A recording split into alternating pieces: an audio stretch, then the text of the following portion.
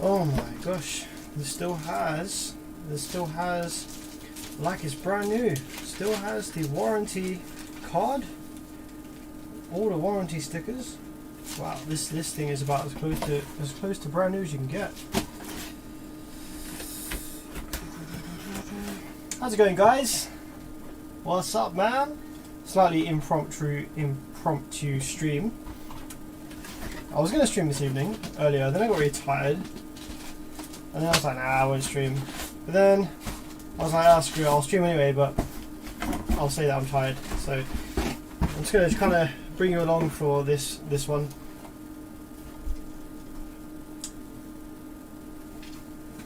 How's it going? So, gentlemen and ladies, if there are any, not that there's likely, probably Jesse, that's about it. Thanks for answering my question about the HTC 5000. I have another shop right now, hopefully they'll be able to fix it. Oh, cool, fingers crossed they will. So, this evening, my plan this evening was to just have a look at some of these old school Earthquake amplifiers. I've got a customer that sent me 3. They're all in like almost brand new condition, so they're all in their original box. And they all have all of the accessories, including like the little patch wire for the high level inputs, I assume that is. Still have the Allen keys and the screws for mounting the amplifier. Still have the plastic wrap. Still have the foam. Still have the warranty card and warranty barcode sticker. Literally, this is about as brand new as you can get. And this is old school Earthquake. This is a PH800W/2. So this is 800 watt RMS, 2 ohm stable. On the front it says Class AB 2-channel MOSFET power amplifier. So judging by the blurb on the front, we assume this is going to be, well yeah, we assume it's going to be Class AB obviously, but it's probably going to be using maybe MOSFET final in the output section. Or it could just say MOSFET power amplifier for the power supply, being MOSFETs in the power supply. I've noticed that in the past, Earthquake box labeling bollocks tends to be quite rubbish. They tend to like say absolute nonsense on the box. This one says low pass, full range, high pass, high performance Class AB circuit design. Okay, cool. So we're thinking that this is just going to be a little Class AB 2-channel. Looks beautiful. Literally, like I say, that you can't get any more brand new than this. This is literally untouched. These things are absolutely beautiful.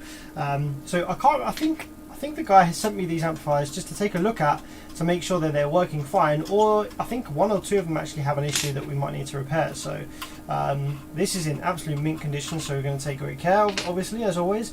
We can see on the front here it says regulated pulse width modulated 2-channel amplifier, and we can see here we have a varying duty cycle PWM, which is really cool. It's cool to see that. That's like, not many people would look at that and understand what that is. Like, it just looks like a bunch of square waves that are getting smaller. But for an amplifier repair tech, I know from looking at the outside that I'm going to be looking for a regulated power supply or some kind of output section regulation, which actually I have seen before. Earthquake amplifiers, I repaired one mono amplifier a long time ago, and if you repair amplifiers, you may have seen before regulated power supply, where the duty cycle changes on the gate and it results in a very strange spiked looking square wave on the MOSFET drain of the power supply. And usually you only ever see that in the power supply, but Earthquake have released amplifiers where it regulates the it varies the duty cycle in the output section as well, not just in the power supply. And it had me scratching my head for a while. I've actually got a video on YouTube of that repair, which is called something like the answer to this amplifier was written on the box or something like that. And that was before I realised that the amplifier I was working on had a varying duty cycle output section, and I was like, why does the wave look so bad here?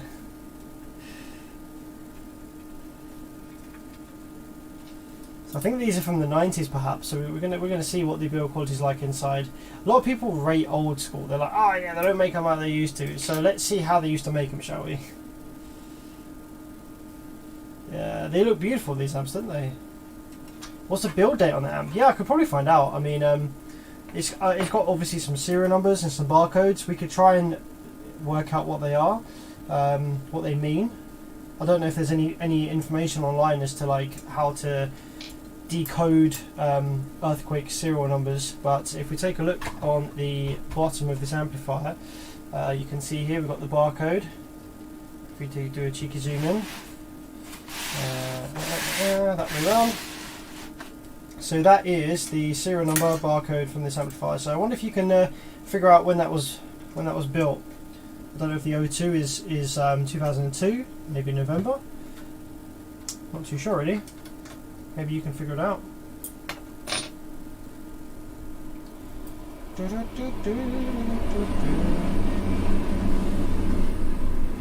Scarroll says, Sam, do you ever watch Sam from Look Mum No Computer? He mods old school electronics into musical instruments. Yeah, I do actually.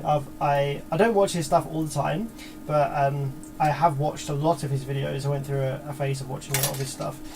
Yeah, he's a really, really awesome guy, man. He reminds me a little bit of myself. He has a lot more energy. I feel like Sam from that channel is a bit like me, but after 7 coffees and 12 Red Bulls or something. And he has a lot more kind of practical, like, oh yeah, let's just freaking do it and see what happens than I do. Like, I have ideas for projects and stuff, but then like, I need to do this, I need to do this, it's long, can't be asked. He has a lot more drive than I do. Alright, let's check it out. What do we have in here then? So yeah, old school amplifier from, we believe, potentially the 90s. Let's take a look. So, power supply section then, consisting of what appears to be what we've got power coming in here, going through the fuse. So zoom out a little bit so you can see. I think what I'll do is I'll turn it this way and then zoom in so you can see more of the board. So yep, terminals coming in through the fuse, and then I think we're going to have power supply. Yeah, power supply MOSFETs over here. I think. Oh no, power supply MOSFETs. Okay, 4 power supply MOSFETs. 1, 2, 3, 4 over here. And then baby little transformer, cute tiny little thing. Then we have rectifiers, D1, D2, D1, D11, D12. Then we have the output transistors. So yeah, this is not MOSFET final. It's called MOSFET amplifier just because it has MOSFETs in the power supply, which they all do. So nothing really too crazy. In terms of Class AB amplifier design, in terms of whether this is any good or not, I'm not really the best person to tell you. Honestly, I spend most of my days repairing Class D, so Class ABs are not really a massive strong point for me. What I can see though is we have fixed bias, we don't have adjustable bias, which usually is really only an issue if you have MOSFET final. Most of the Class ABs that have MOSFET final have adjustable bias pots, whereas we don't here. I think they're assuming we'll just use the same transistors. There's less variance with the transistors, and because they're all kind of current shared, it's less of an issue. But with MOSFET final, the VT differences make a bloody huge difference to the bias level. So, okay, cool. Yeah, it looks pretty standard. I mean, it's cool. This board doesn't look very old. Like this board looks like a kind of modern circuit layout, circuit design. Got all surface mount, looks really clean. Nice thick PCB, dual-sided. Yeah, it looks like something that you pick up now from a Brazilian brand, for example. So the only thing that gives it away as to being old is the output transistors, the case style for a start, and this is not really used so much these days now in nice amplifiers. And I imagine the power supply MOSFETs are probably going to be some older model. I don't really want to say, I think this amplifier is going to be one of the ones that's fine. I don't think necessarily there's anything wrong with this. I think he just wanted me to check it over. So I don't really want to go taking it apart too much, but I just wanted to check the power supply. Yeah, we've got IRFP 50N06 MOSFETs in the power supply, and really old package ones actually. Yeah, the markings on those look really old. Okay, cool. So I'm just going to power it up and just make sure it works okay. I think this is one of the amplifiers that the guy sent to me just to kind of check over, see how it was, make sure it was working nicely. Which I imagine it will be. This thing literally looks untouched. But what we will do is we'll power it up and we'll just see, you know, whether there's a bunch of floor noise, whether, you know, how the circuit is, whether it gets hot on idle, stuff like that. It'd be cool to see. So yeah, it says it's regulated as well. So I'll be interested to see the power supply regulation working. It'd be cool to see that in action. Let's turn the signal generator on and get this power wires connected.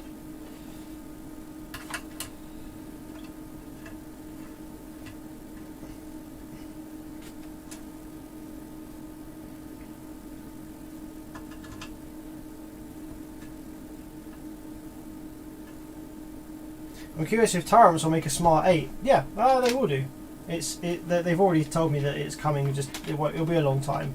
But yeah, the Smart series from Tyrants are some of their most successful amplifiers. So it's in their best interest to make more of them, make more powerful versions of them.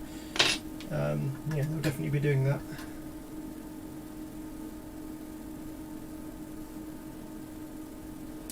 CSJ says if that's the Green Heatsink Powerhouse series, they were produced for a long time, early 2000s to 2014 at least, so this might not even be that old. It is a Powerhouse series, yes, it is the Green Heatsink, so yeah, although this amplifier could be very old, it also could not be very old, then going by CSJ's comment there.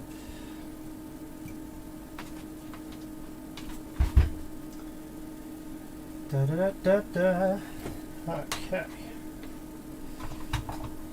Get the RCAs in there. So yep, nice. We've got an option for high pass, bypass or low pass on the output, which is really nice actually. It's good to see. It means you can use these amplifiers filters for another amplifier so that they're all the same. It's a really cool feature, I like that. Turn the gain down. See, no nonsense settings on the side of this. Literally just got your gain and you just got your filter setting. That's literally all you need. Nice and simple. Power light over there and protection light over here. Let's power it up and see what we've got going on. This amplifier probably hasn't been powered up for absolutely years.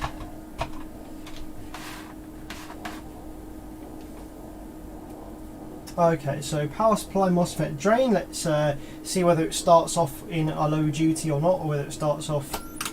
Oh wow.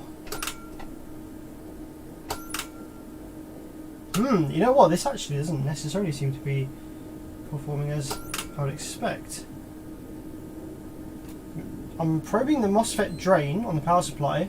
Look at what it's doing. I don't have any square wave there at all actually, which is weird, unless this is using the old MTX method. It is.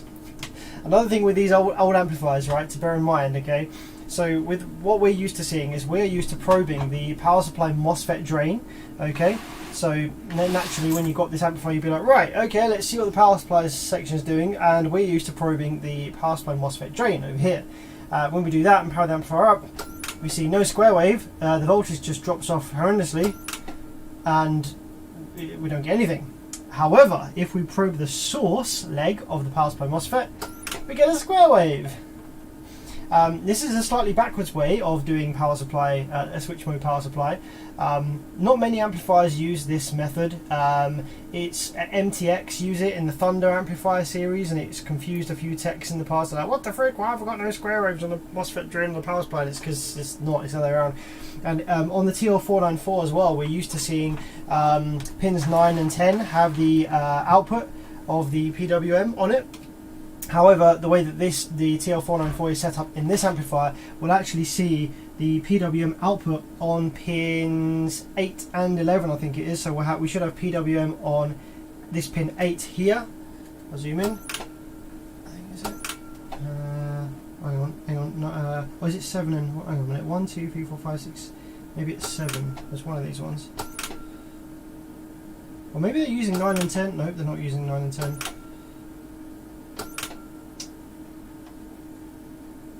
Oh, I'm looking at it backwards. Actually, is this even a 494? Yeah, I'm looking at it backwards. Sorry, but that's pin 1, not that.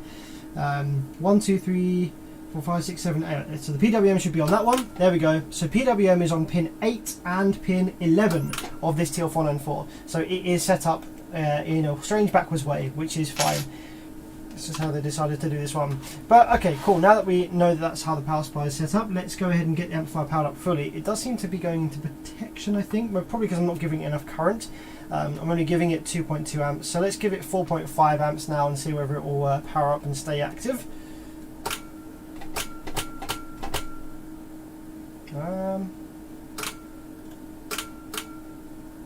Okay, there we go. Wow, it takes some. It does take some getting going. This.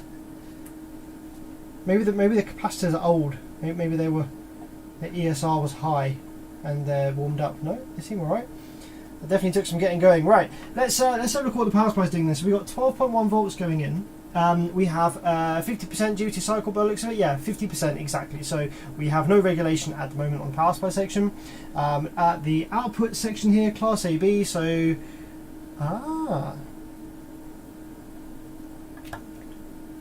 what are these? Oh yes, we have some signal, of course, because I have the signal generator going in. Okay, yeah, I forgot about that.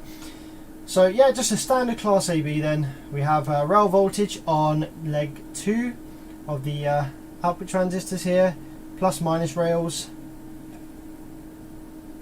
And let's probe the speaker terminal. Let's have a look. Channel 1 plus. Let's play a sine wave, get a signal going in. Zoom out a bit on the scope.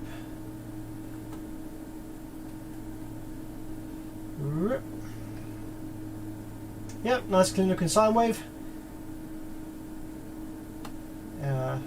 Clips off nicely there. What I want to do though is I want to play a very fast, very high frequency. We're going to see how this amplifier deals with super high frequencies to see how it's biased. So what I'm going to do is, you should usually do this with a load attached, but I found it doesn't really make a huge amount of difference. So we're going to zoom right in to, we're going to go up to 20 kilohertz, I think. Going to go right up, there's 18, 19, 20 kilohertz. Still only drawing 0.5 of an amp. Sometimes these amps end up drawing a bunch of current when you go this fast. Oh, there we go, we have jumped almost to twice the amount of current draw, up to 0.8. So let's zoom right in and let's have a look at how clean this 20 kilohertz wave looks. Oh, it actually looks very good. See, it clips off differently. It doesn't clip the same. See, with a much higher frequency, yeah, we start off with a nice clean sine wave, and this is at 20 kilohertz, okay. And as you get closer to clip, as you get close to the rails, it sort of starts turning more into a triangle, into a triangle wave like that, before it clips. You see, and I think it would do that under load as well. So that when people say, oh yes, this amplifier sounds this good at like 10% volume or something, but then if you go near to full volume it doesn't sound as good. This is an example of why. So this is at 20 kilohertz now. If we come down from 20 kilohertz, you can see that it starts looking like a square wave again now. Sorry, a sine wave again. So it only really starts becoming that kind of weird triangular shape after about, we've got 12 kilohertz there. Still looks pretty sinal. Once we get to about 15 kilohertz, it sort of starts, you get a bunch of THD introduced.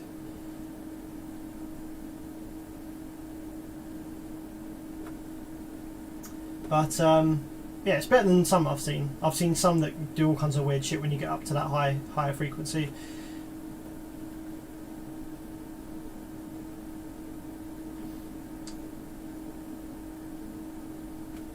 Yeah, it looks pretty clean. It's going to sound fine for the most part.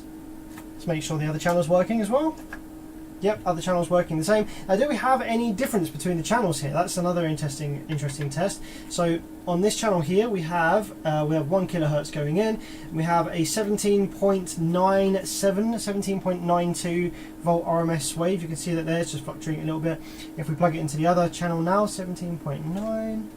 What do we have? We have 18.4, so there is a little bit of difference between the channels here. This is the thing that you'll notice as you pay more and more and more for an amplifier. The things that improve the quality is the what do you call it, the equalness of the channels in the gain and in the filter settings, how well they play out to 20 kilohertz, keeping a clean sine wave, and floor noise as well. We don't really get any floor noise in this amplifier, I don't think. Let's have a look. Let's zoom right in, put the probe down to ×1. Let's go right out there. Now a lot of this noise is probably going to be coming from my scope, so if I take a little patch lead here to ground the scope onto the actual speaker negative, we can see a bit more clearly what it's doing on the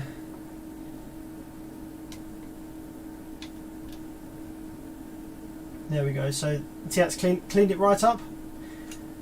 So if we zoom right in, we can see there a little bit of noise, but very minimal, nothing really there.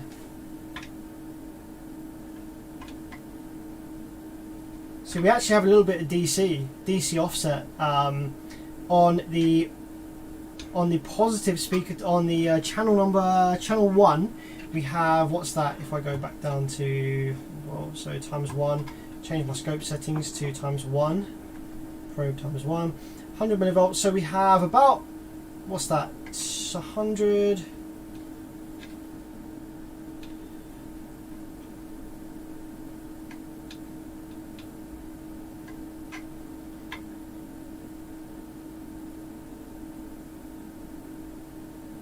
About 300 millivolts worth of DC offset on that channel there. A little bit on that one.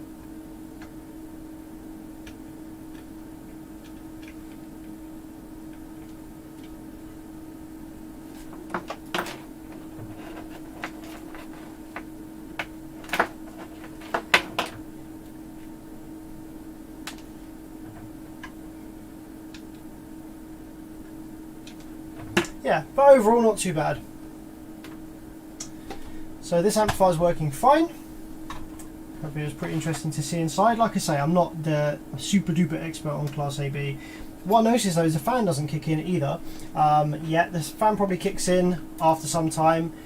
Maybe it's temperature controlled perhaps, which is pretty cool. Oh, another thing I wanted to see was the power supply. I wanted to see whether there was any regulation on there with the voltage. So if we turn that back to ×10 on the probe, zoom out a little bit, power the amplifier back up. It wants some fair current to start up actually, look at that. So that's back on the power supply, and if we go up to 14, here we go. So 14.2 volts, we have now much lower duty cycle on the gate, which results in a power supply MOSFET wave that looks like that. Which a lot of people would be like, oh hell no, that's janky, that's a problem, but it's not, that's just how it works. And if we go down to 10 volts, it shouldn't change because we're 50% duty cycle, so we only get regulation when it gets to above sort of 13 volts and above. We start getting power supply regulation there going on with the duty cycle changing. So that probably is going to be maintaining a fixed rail voltage. So if I now probe the rail voltage instead, so with 12 volts worth of power supply input, we have about 29 volts worth of rail there. If we increase the voltage from 12 to 13, we get 31. And if we increase from 13 to 14, we get 32.4. 14 to 14.8. 32.5. So there's no change really between 14 and 15 volts, 32.5 versus 32.5. Yes, exactly the same. So how about 13.5? 13.5 is the same. 13.2.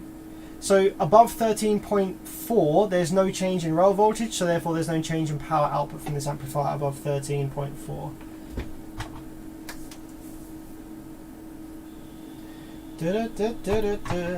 So cool, not a bad little amplifier, probably sound absolutely fine, working just great. So let's pop the back on it now and have a look at the next one. Like I say, I've got 3 of these old school earthquake amplifiers that the customer wants me to take a look at.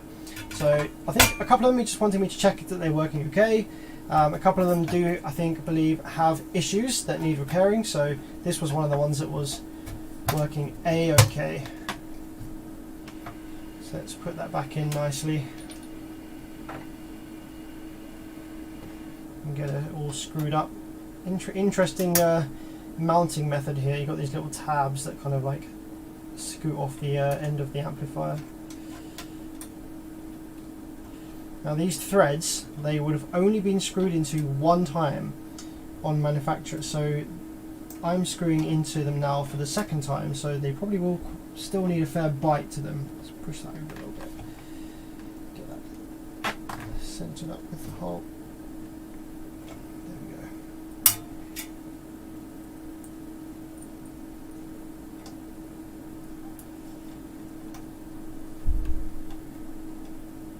Why is Kenny White, why is it Illinois? Why is that crappy?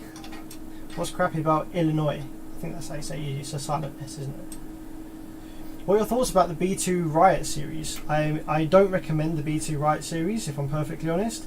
I have respect for B2 as a brand. I love B2 as an overall brand. They do some great stuff. However, the Riot amplifiers, they're not designed by B2 at all. They're just a Chinese copy of a sound digital circuit design, and they're used by B2, Sundown for the SFB. They're also used for Defbont's Apocalypse. They're also used for Ground Zero CA. So they are really, really disgusting amplifier circuit designs, and I don't recommend them at all. If you're going to buy a B2, buy a proper B2 amplifier, one of their more kind of like half bridge Korean-y type amplifiers. Like, I have nothing against full bridge amplifiers at all. Full bridge is fantastic. Have nothing against Brazilian amplifiers. I think some Brazilian amplifiers are fantastic, but I'm not a fan. I'm not a massive fan of the sound digital circuit design. I'm especially not a fan of the Chinese poorly copied version of the sound digital circuit design. It's very bad, so avoid B2 Riot series if you can.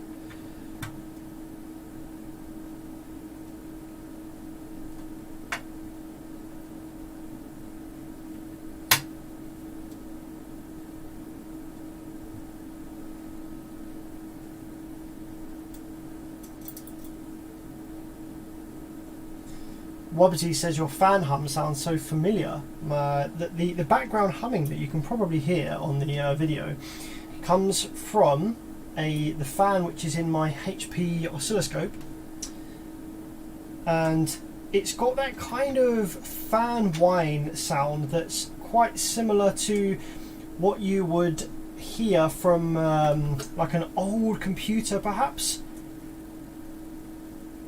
It's that kind of like old computer sound, like Windows 98, Windows 95 kind of computer kind of fan sound.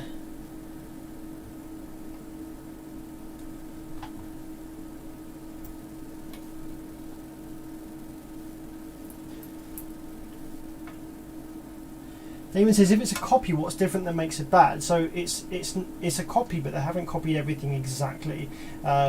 The choice of MOSFETs is not good. They don't VT match the MOSFETs properly in the output section, so there's not good matching between FETs. They don't share the load very well. They don't. They try and fight each other when they run in parallel. The MOSFET choice is poor. The rail voltage regulation is poor. It's too high for the MOSFETs and drive circuit components that are used. The filter caps are not very good. It causes the filter network to break down sometimes, which is why I don't recommend using those amplifiers with no load connected.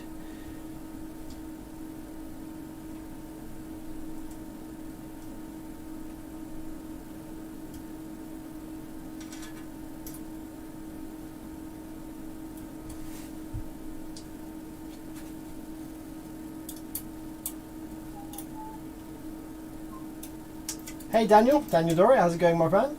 Sam, thanks for your strapping versus gain matching video and explaining a little more to me. Why the way you said everything's perfect. Man, I'm really glad to hear that. That's really cool. Good news, man. Good job. Oh, I see. Some of these screws are shorter than the others. Oh, makes sense. Okay. I was wondering why this screw wasn't going in. Sam, what type of amplifiers are kickers? Half or full bridge? Kicker makes hundreds of different amplifiers from like way back in the 90s. Can you be more specific, my friend?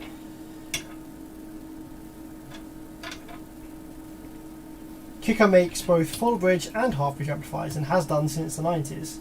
What model is your HP scope? It is a 54602B. There you go.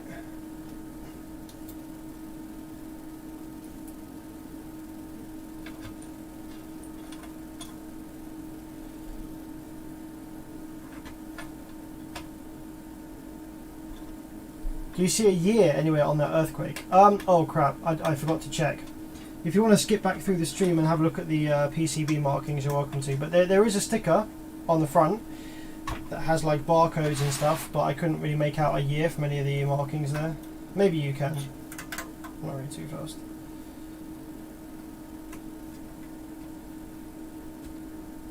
Have you ever repaired a DD-Z2B? Yes and no. The DD-Z2B is a relatively generic circuit design. So I've repaired the circuit that's in the Z2B hundreds of times. I've repaired that exact same circuit, but I haven't repaired one that's had a DD-Z2B logo on the front.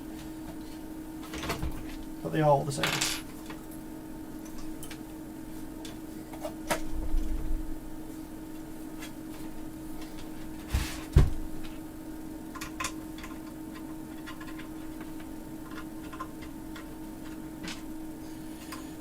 Okay, so that's the first one. So let's put that one nicely back in its box. Make sure there's nothing rattling around inside. Good to go.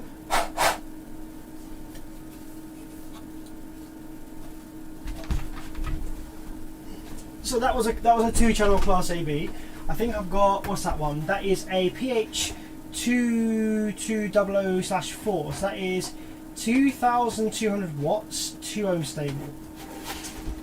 Is that a...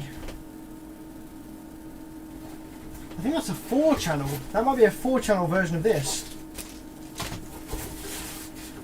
And then I've also got, I think, a mono. I'd like to have a look at the mono next if I can.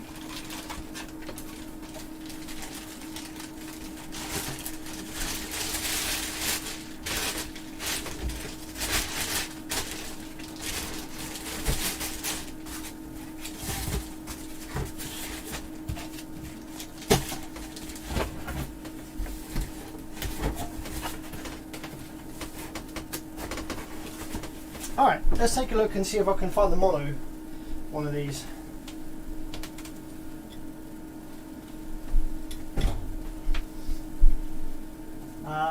Two channel. That's a bigger 2-channel, that one. What's this one? This is... this is a 4-channel. I don't have any monos, so I've got two 2-channels and one 4-channel. Alright, let's take a look at the 4-channel, shall we? Big boy.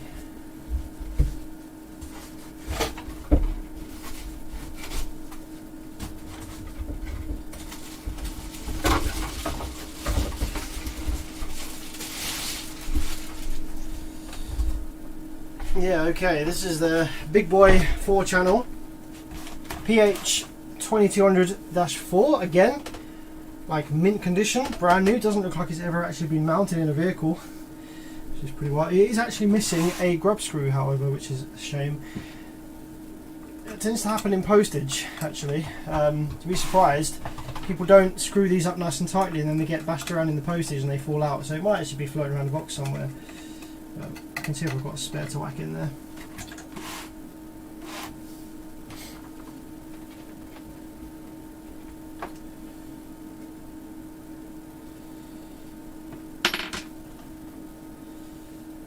In there, so a slightly bigger hole, that one.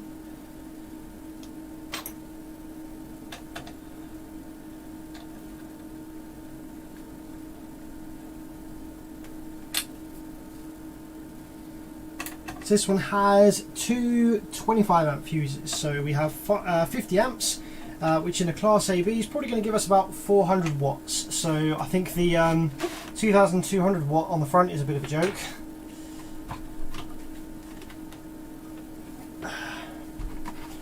So let's get this baby up and open. I'm actually going to use the cordless drill here is much quicker than using the Allen key. I'm a bit lazy with that now.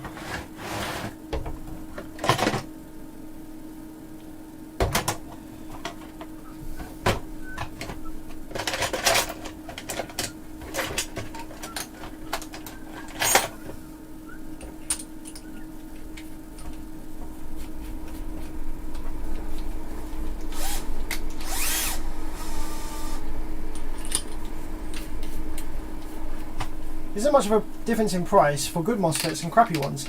I wouldn't necessarily say that there are good and crappy MOSFETs. There's just the right MOSFET for the application, and there are more powerful MOSFETs than others. So in terms of price difference between like lower power and higher power MOSFETs, yes, there can be quite a price difference. You can have MOSFETs that cost as little as 60 pence each, which is 0.60 cents or whatever.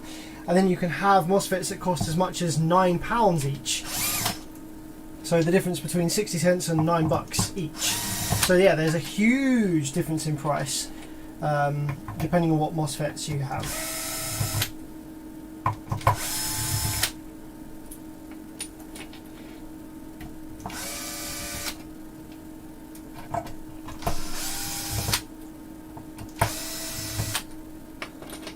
This is much quicker.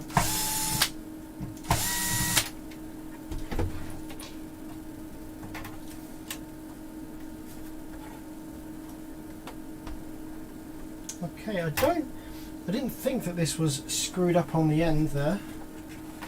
Take a look. Don't think that's screwed up here. Oh no, it's just a very stuck. Wow, that was really stuck, that was. I think it's this stuff on the back. Alright, let's take a look at this one then, shall we? What do we have? So yeah, Class AB. Now, quite different to that one that we just looked at. We actually do have here per channel bias pots. Now these bias pots all seem to be at the exact same level, which they would be if these are all the same batch outputs. They're kind of like exactly half. I wonder if these are even biased properly. I wonder if these are even biased in the factory, or they just give you the option to bias them. Power supply. We have three. What is that? 1, 2, 3, 4 MOSFETs per side of the transformer, with 2 rectifiers there on the end. Now this is going to be the same style of power supply switching as the other one, so it's backwards. The power supply switching, the power supply drive is done backwards. On the TL494 we have PWM output on pins 8 and 11 instead of 9 and 10. And the gate drive is actually stepped up through a little transformer. See this baby little transformer here? That is actually for the gate drive. Very strange way of doing it. Don't know why they did that. And then we have power supply switching not on the drain of the power supply MOSFETs, but on the source and gate. Very strange. Very different way of doing it. So, oh, I haven't plugged the remote in, so let's plug the remote in now.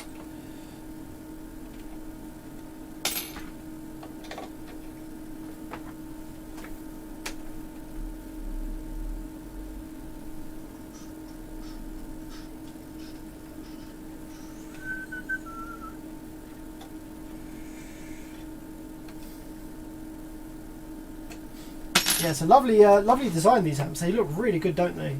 They even, you know, they look good in today's setups as well, not just the old stuff. So yeah, let's get this powered up. As before, then we will have power supply switching. Oh, what the heck? Ah, interesting. So there's a fault with this amplifier, it would appear. The amplifier is powered up. As you can see, they were drawing 1.5 amps, but I haven't turned the remote on yet. So this amplifier seems to come on with no remote.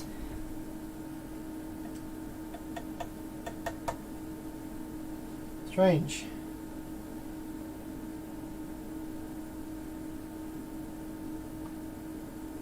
Oh no, that's interesting. This amplifier is actually done the other way. Why would they do that? That's really, really interesting. So the small amplifier we looked at, like I said, hang on a minute, TL494. Yeah, this is weird. This is like a kind of mix between the two. So on the TL494 we are using 8 and 11 for PWM outputs. However, on the power supply MOSFETs, we actually have the switching done on the MOSFET drain instead of the MOSFET source like we had in the other one. And the gate drive looks really crappy, doesn't it? And it's this is very, very strange. And it's coupled around ground as opposed to. That's very curious. That's a really weird way of driving the power supply.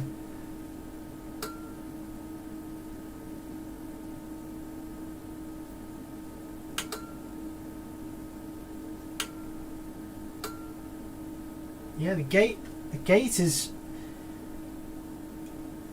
See, that seems a bit counterintuitive because that's a really weird design. Right, the reason I'm so confused right now is we have these power supply MOSFETs, okay? Now the MOSFET is going to turn on when the voltage on the gate is above a specific threshold. So reference to source, okay? So the MOSFET's source, which is leg 3, let me go ahead and zoom in right here for you so you can see. The reason I think this might have even been a design flaw actually. I don't like this. This is very strange. So the MOSFET source is its reference for everything else. Okay, you have the amount of voltage that can be on the drain, reference to source. So in this case, it's going to be about 50 or 60 volts before it explodes.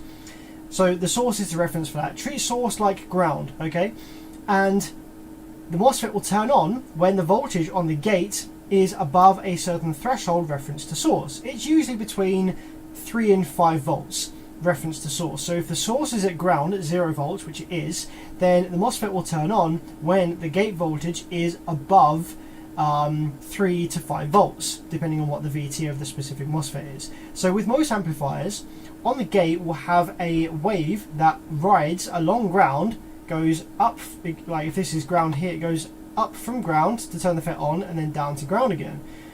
However, because of the way this amplifier is driving the MOSFETs, it's driving them using pins 8 and 11 of the TL494, which then stepped up through a little transformer on here.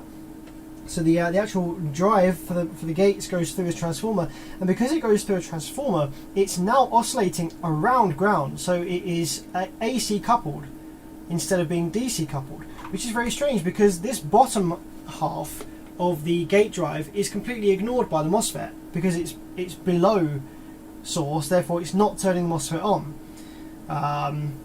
I mean, actually thinking about it, it's a great way to make sure the fucking MOSFET turns off instantly.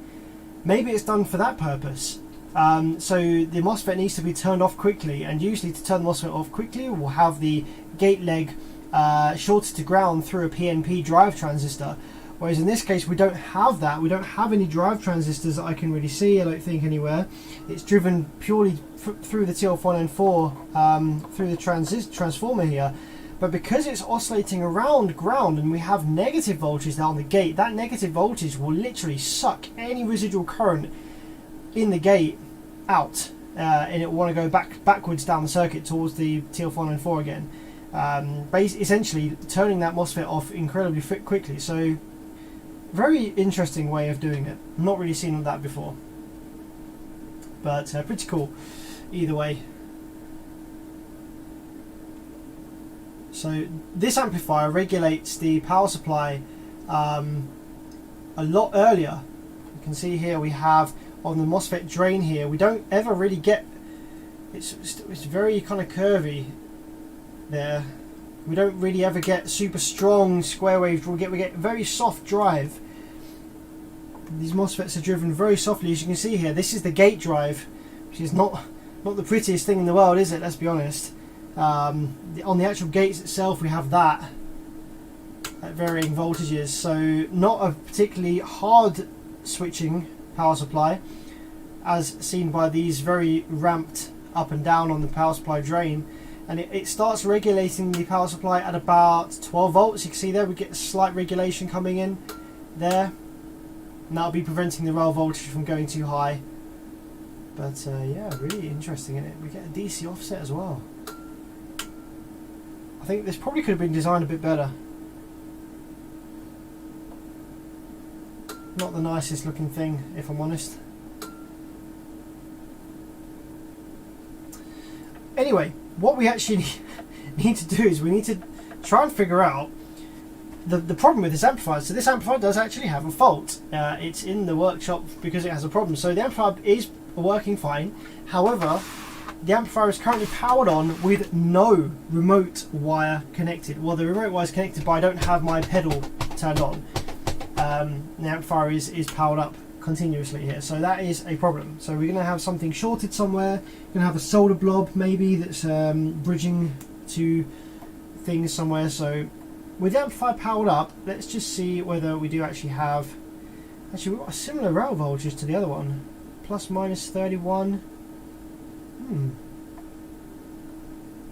It's interesting. So this amplifier is basically just a 4-channel version of that smaller one we looked at.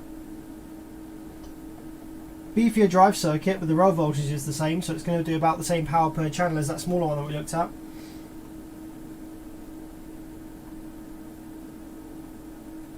Let's just plug in some RCA and see whether we get a sine wave on all channels. Oh, hang on. I've seen the problem. I see the problem. See this switch here? This has remote on or auto on, and this is broken. This switch is just flapping around in there, so that's why the amplifier is powered up without me actually having the remote wire connected. So that's the problem. It's just this switch. Nice easy repair. But yes, let's just connect some RCAs and see whether we have signal. Just make sure the gain is nice and down low. All the gains are on 0 here actually. So let's go for channel 1 first. Go to channel 1. We've got a 1.8 kilohertz sine wave going in. Let's see what we have on here.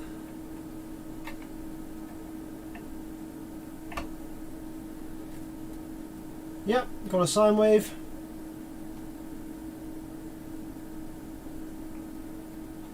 (14.89 volt RMS sine wave on channel 1. So channel 2 should be identical. 14.6, not bad, not far off. It's not exact, but it's much closer than it was on the 2 channel.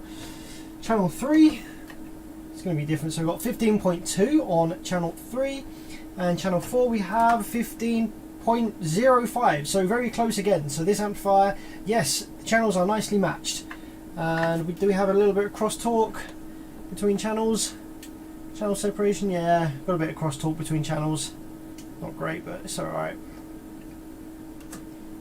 Okay, great. So yeah, amplifier's working absolutely fine, like new inside. The only issue is this switch over here, which is all broken and janked up, so we need to go ahead and fix that. Richie says, how can I send you an amp I have for repair? I only take work from the UK, so if you're in the UK then send me a message. If you are not in the UK then I'm afraid you have to look out for a US based tech or whatever country you're in.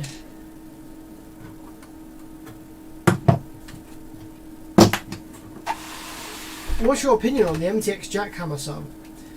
It's difficult really to tell because I honestly don't think that the jackhammers were ever used properly. So I don't think we ever really got a true view on what they were capable of, because I don't think really they were ever really used properly. Richie Savage, are you based in the UK, my friend?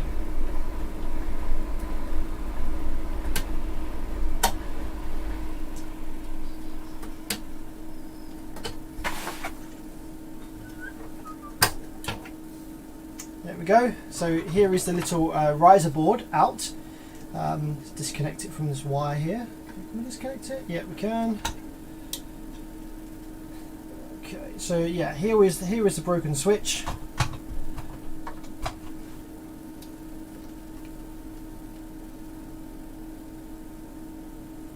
It's kind of snapped off there.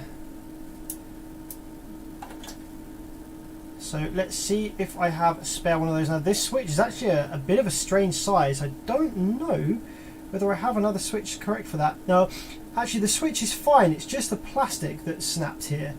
So I may actually just be able to glue that with some proper DDCA glue, because the switch itself is actually fine, it's like brand new, but it's just the plastic that's snapped here. So I'm actually going to try and fix that with some DDCA glue first, because this switch is a size that I don't have in stock right now and might be tricky to find. I have the switches that fit all of the generic kind of Korean not the Korean, sorry, I think it's the Japanese ones and the Korean amplifiers using blue and the Chinese, or the JL audios with this where the switches go bad. I have switches to fit those.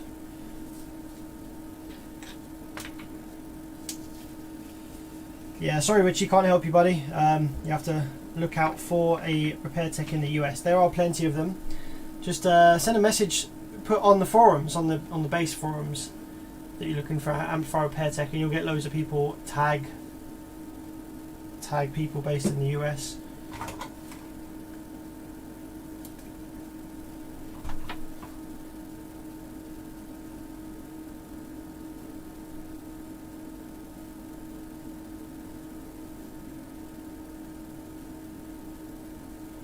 I need to do this carefully so I don't actually glue the switch together. I need like a really fine tip now.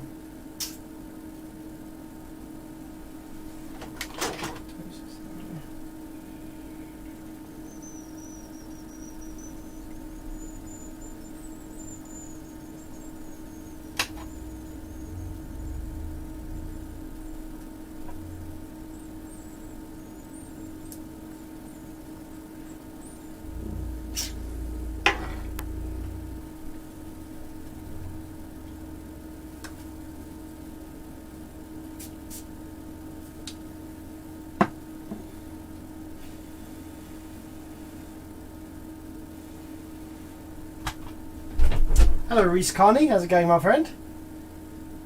Need to let you know about Saturday.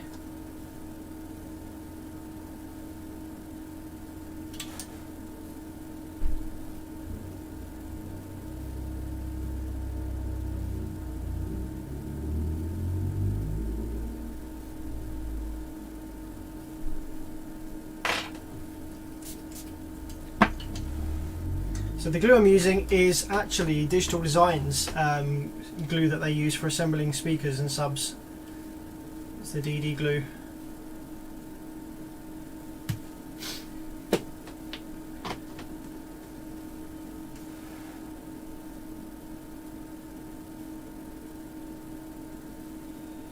This is going to be hard.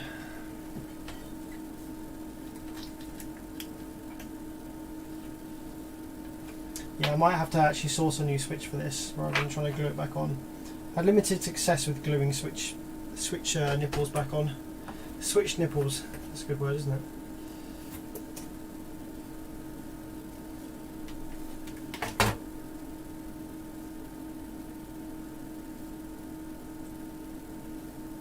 I might just have to do the switch a cheeky measure and try and find one that's the right size.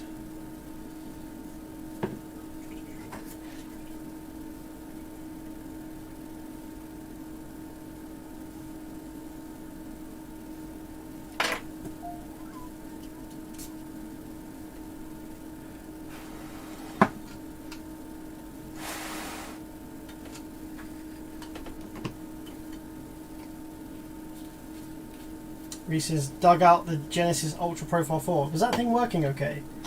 Can't remember if it was or not.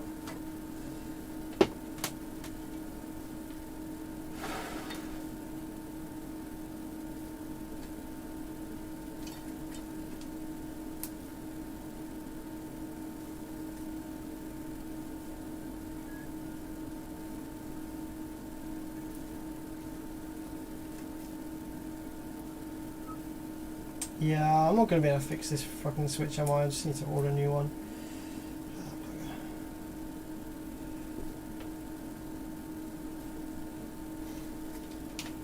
Okay, let's just connect it back up and make sure that the switch does actually work. Just, you know, that it's not some other circuit issue that's causing it to turn on. But that switch is auto on or remote turn on, so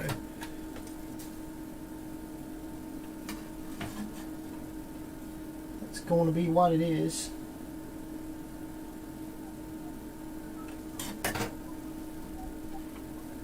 Take the bass boost switch off. Yeah, these amplifiers, yeah, they don't have bass boost switch, which is cool. No bass boost here, my friend. These old school amps.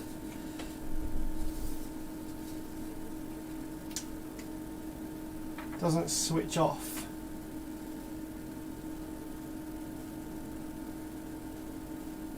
Yeah, check it out, man. Not switching off is a weird one.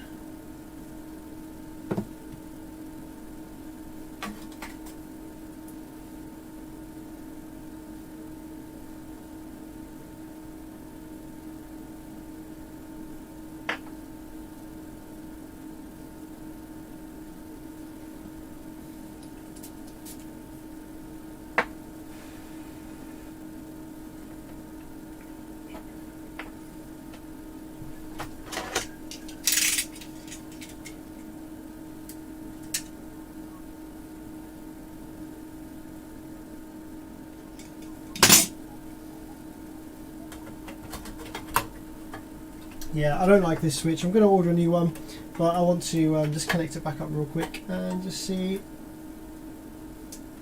it turning on and off with the remote pedal, just to confirm that that does actually work.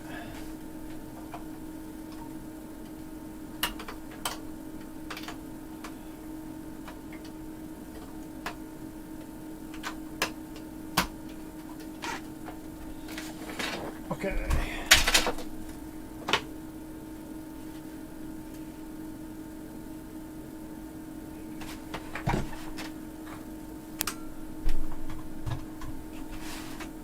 Okay, yeah, of course, the amplifier's not on anymore, which is good. So now if I hit the remote, it should come on. Hey! And off. Hey! So yeah, it's literally just that switch. So I will do that a measure and order a new one of those.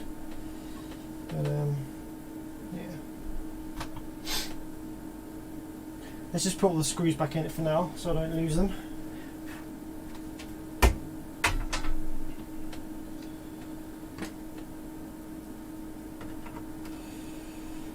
There's one more old earthquake to look at. My Alpine MRP F200 had the same not switching off problem, but it's fixed now. Nice.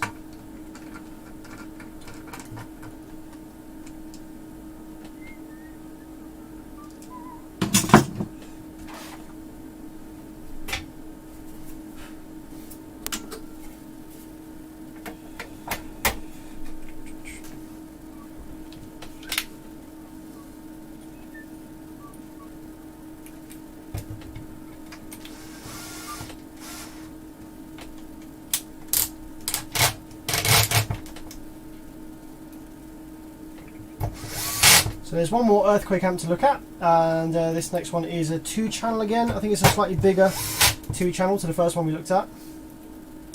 And once we've looked at that, I can take a peek at some other amps that I've got in repair. I've got a bunch of boxes I haven't even opened yet, so it could be a surprise. It could be a surprise repair as the next one.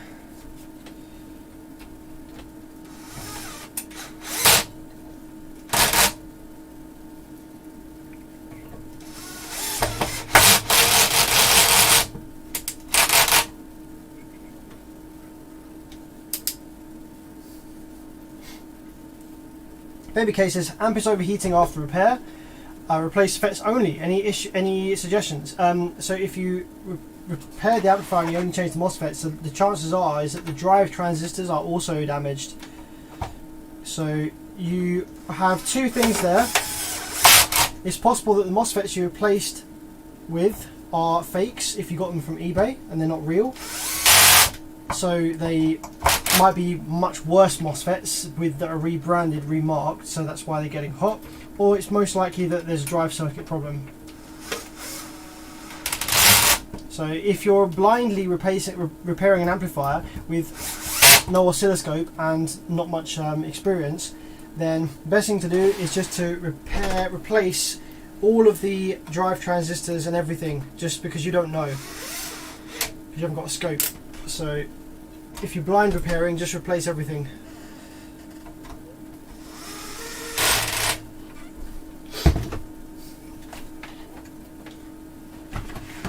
Yeah, these mounts really suck. They're not the best, are they? But they're alright, they work, they get the job done.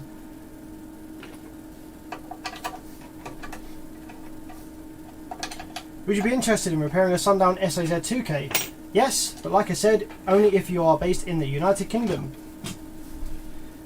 That's where I'm based.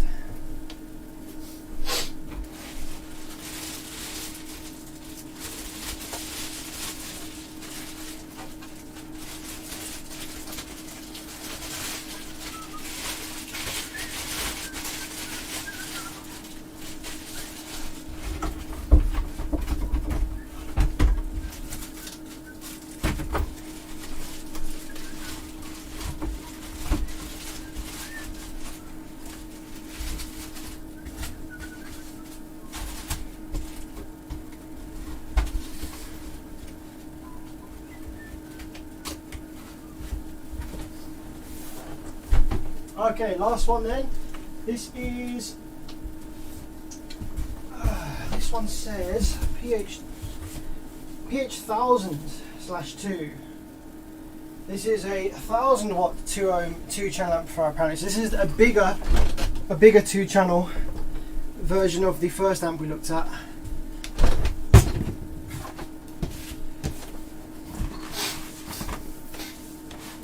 PBK says, I did buy them on eBay. Yes, why did you do that? Literally, so many of my videos I tell you don't buy MOSFETs on eBay. There's no need to buy MOSFETs on eBay. You should be buying your MOSFETs from Mouser or any other reputable electronics outlet, not eBay. So you probably fitted janky fake FETs, and you may also have drive circuit fault anyway, but yeah.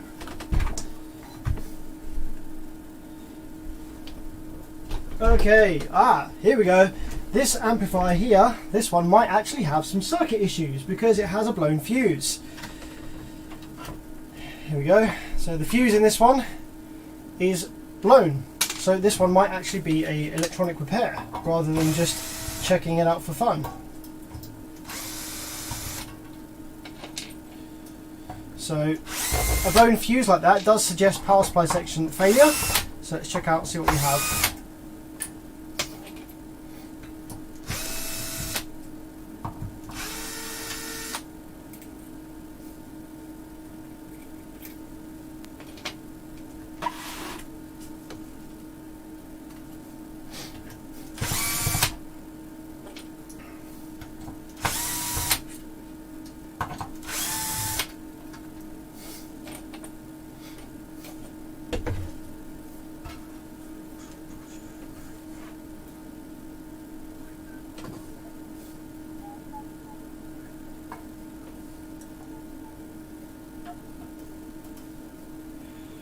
Rob says he spies something beginning with M and ending in I. Not sure what that would be.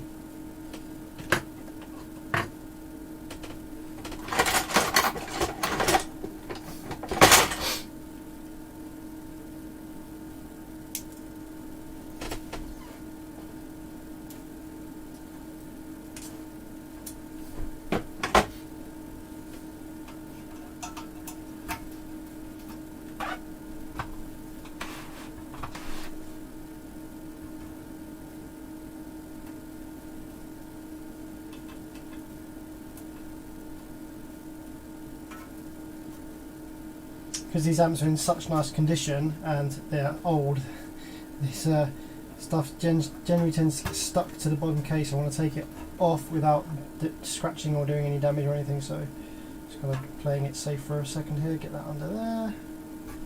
There we go. Just that side.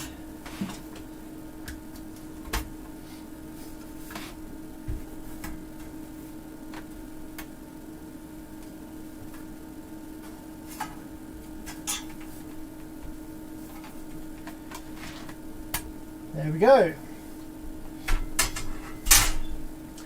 Okay, let's check this out then. So this amplifier keeps blowing fuses. So the first thing we're going to do is we're going to take our multimeter here for the first time this evening. We're going to check for shorted semiconductors, check for shorted power supply FETs and output FETs. So let's start off on the power supply section. Move that over a little bit there. So we have 6 power supply MOSFETs, 3 on each side, driving the transformer. We have the old way that there's the weird way this TL494 works with PWM out on pins 8 and 11. We have the gate drive steps up through a little transformer here, much smaller one than the 4-channel. And then let's have a look, see whether we have any shorted power supply MOSFETs. Okay, these ones seem okay. We can actually check whether the power supply MOSFETs are shorted by putting a fuse in, putting a new fuse in, and going across plus minus. Okay, so there's no shorted power supply FETs, so if there is a short, it could be on the output section. So let's go ahead and take a look here. So channel 1 over this side.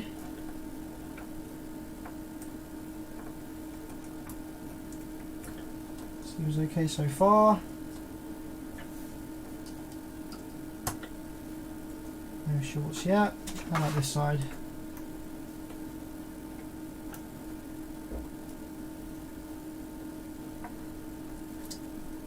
Okay, that's interesting. We don't have any. I was fully expecting shorted output transistors, but don't seem to have any shorted output transistors, which is interesting. So, why do we have a blown fuse? Now, the fuse wasn't blown by myself here. Fuse came in blown. So I want to see whether this amplifier tries to draw excessive current when we try and power it up, which would blow the fuse in the vehicle, not on the bench, because our bench power supply doesn't supply enough current for that. What did he have in? He had an orange fuse, which is a 40 amp. Wow, this thing popped to 40 amp. Okay. So that's some serious current that was drawing.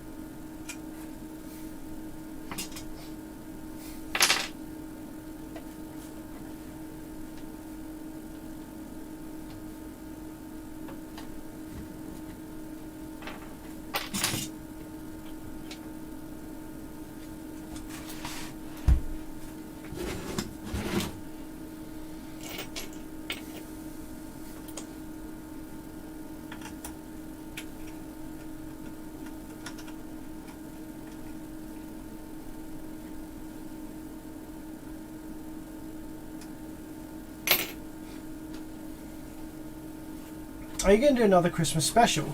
I don't know about that. Last year I did Streamless, well I did a live stream every day in December. It was good fun, but I was absolutely shattered. So I might do it, but I might only do it for like half an hour a day or something. Last year I did like 4-hour streams every day and I was just exhausted. So okay, so that's with everything connected now. Let's go ahead and turn the power supply on first. So twisted. Turn the power supply on first and see whether it draws any excessive current as we just power the amplifier on with power going into the terminal. So nothing yet. So now I'm going to give it sort of 6 amps here. I'm going to see what happens when it tries powering up. See if it's drawing excessive current from anywhere.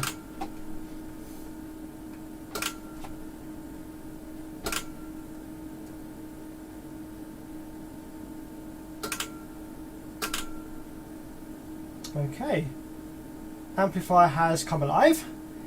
We have pretty standard power supply PWM regulation there, so let's turn the voltage down so we get a full duty cycle wave. Not drawing any excessive current there by the looks of it, really, are we? It's interesting. Output section, 31 volts. 30 volts, rails. This has got the same rail voltage as the smaller 2-channel, so how is it doing more power? That doesn't make any sense, does it? Very strange. Why was this amplifier drawing current? Maybe the transformer is shorting. No, that seems pretty solid. Maybe he was just demanding too much from the amplifier. Maybe he was just demanding too much current from the amp and that's why the fuse popped.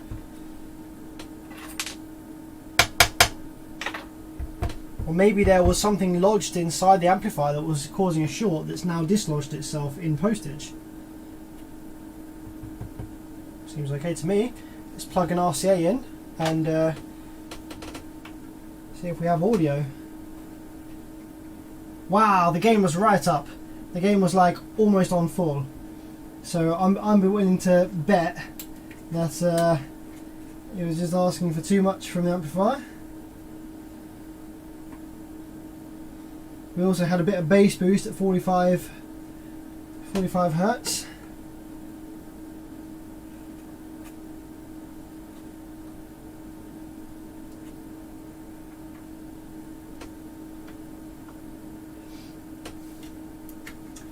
I'm willing to bet that this was running a sub. Ooh, let's click there. So 16.25 volts on channel 1 and channel 2 16.69. So again a little bit uneven, but not too bad really, not too far off. So yeah, this amplifier seems to be working absolutely fine. I guess the fuse was popped just through overcurrent. The user was demanding too much from the amplifier. The gain was almost maxed out, so the fuse gave way. But the amplifier itself is functioning perfectly fine. Alright, cool. So that's all 3 earthquakes looked at. None of them really had any real faults. There was one with a broken switch and that was it. It's just cosmetic stuff. So cool. Hopefully that was a cool little insight into some car amplifier history there. Now let's move on to something a little more problematic, I think, because it's almost 11 PM here now.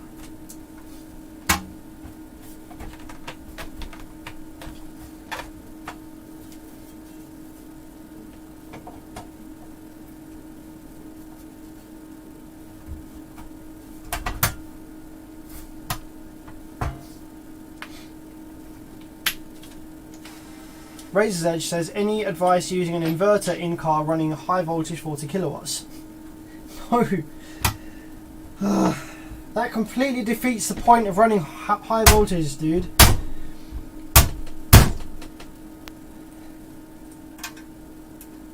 Don't do that. Don't do that. If you want to run a high voltage amplifier, if you really feel the need to run 40 kilowatts worth of high voltage amplifier in your car, then you should know that the benefits of doing that only come from running high voltage batteries, series batteries, to get the high voltage. Using an inverter is basically turning the 12 volts from the car into high voltage, which is what car amplifiers do normally anyway. That's the whole point of the power supply section inside the amplifier in the first place. So if you want to run an inverter with the 40k, then just run a big regular 12 volt amplifier, or run a few of them to get your 40k. Easily done these days. 3 powerless 15ks. There we go. Boom, done. There's 45k right there for you. 4 powerless 15ks, and there is at least 45k, probably more, over like 50k, running off 12 volts. No need for any inverter bullshit or anything like that. It's going to be amazing.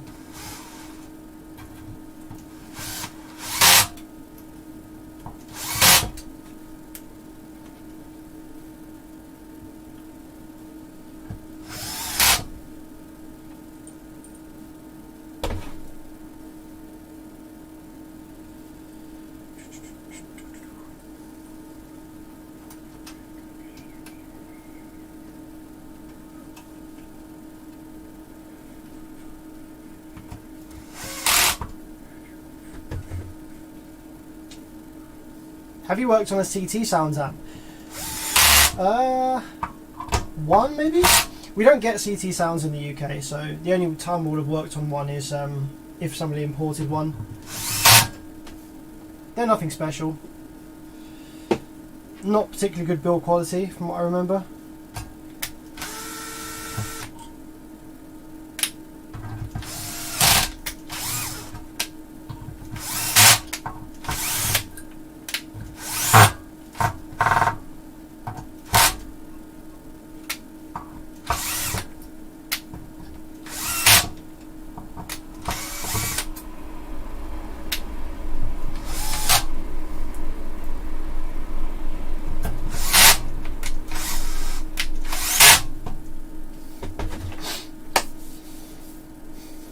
Okay, my friend, you can go back in your box and we can look at something else. Now, the next amplifier we're going to look at is going to be a bit of a surprise because I have some boxes here that are unopened that I haven't looked at yet from the post.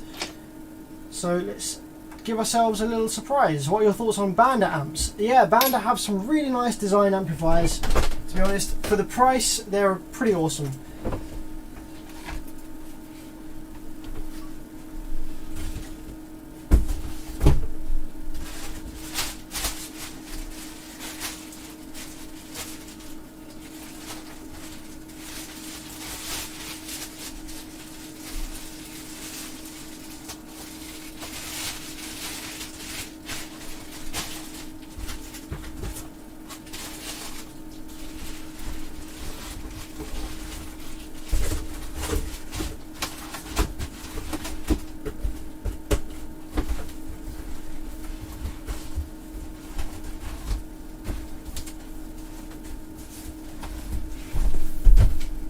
Okay, let's take a look at this box here, I think.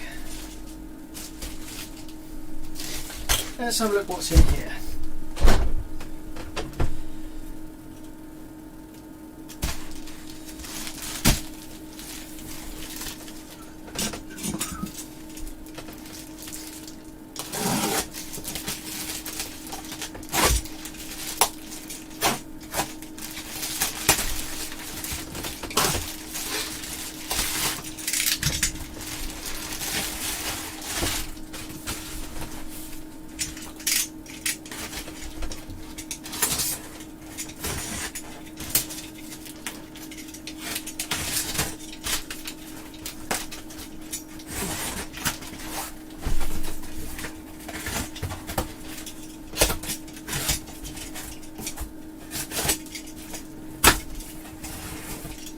Okay, what does this one say then? Alpine PDX V9. Oh, this could be interesting. These amps are a fucking nightmare to repair when they go badly wrong. Only a few months old. Failed when fitted, so never been seen working. Had some issues with poor fitting, but that's another conversation. As soon as power's connected, it goes to the red protect light. Okay. So we have an Alpine PDX V9. Very nice amplifier. Very complicated circuit. In protect as soon as power is attached. Right, I imagine just from that description that's usually a output section failure. Usually the output MOSFETs that have shorted, but it could be even more weird stuff with these Alpines, to be honest. These Alpines are very complicated, can be a massive pain in the arse to repair, so let's take a look. Oh, these are lovely amps, man. These are really lovely amps, these.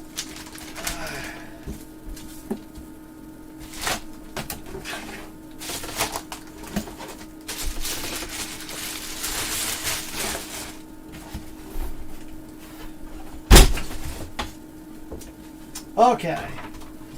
So this is a 5-channel. Okay. 5-channel amplifier. Channels 1, 2, 3, 4 and subwoofer. This is going to be absolutely beautiful inside, isn't it? This is going to be a little beast. Wow, what an awesome little piece of kit this is. Tiny little thing, and you can run your whole system off of this. If you want a daily system and you don't need absolutely heaps of power. Oh, beautiful design. Looks almost like a CD player on the front there as well. You've got your controls are going to be behind here. What a beautiful little thing. Okay, let's get this thing taken apart then.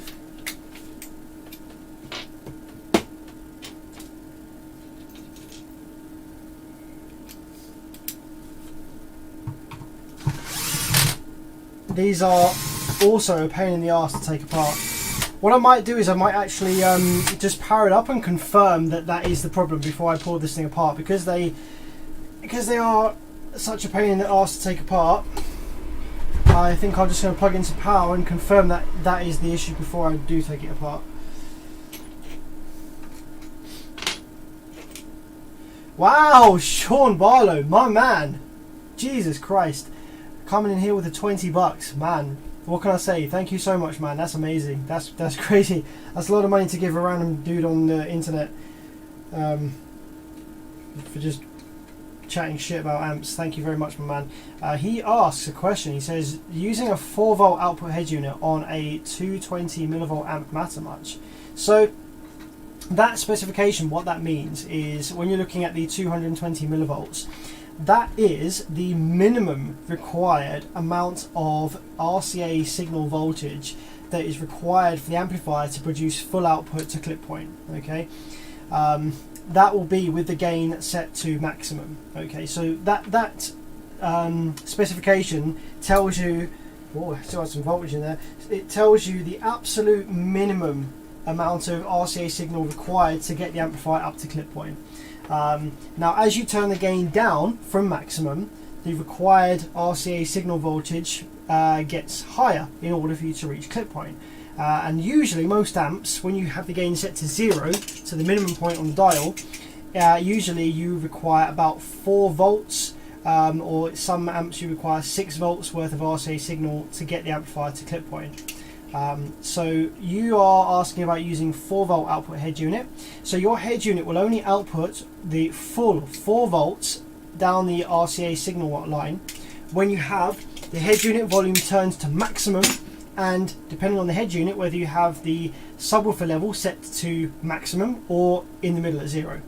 Alpine head units require the subwoofer level set to, I think 15, I think it is, full, and the head unit volume set to full in order to give the full 4 volts pre-out. On Pioneers, I think the sub level has to be set at 0, otherwise you clip the sub channel.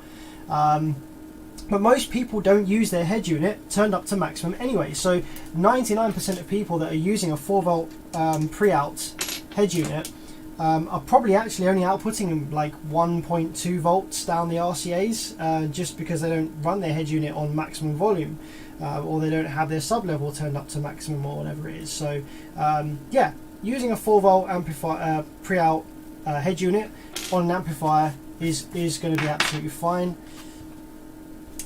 You just obviously have to set your gains correctly and you're good to go. But thanks for the 20, Sean. Alright, so we've got that hooked up. Let's see whether we have what the customer states is the problem. We have protection mode straight away. So we've got 12 volts going in, 6 amps I'm going to allow in there. Remote's in, plugged in there. So let's actually put one of these in. Put one of these speaker things in. Anibal Lopez, dude, thanks for the 10, my man. Thank you very much. Really appreciate that, dude. Feel free to drop me a question if you've got one.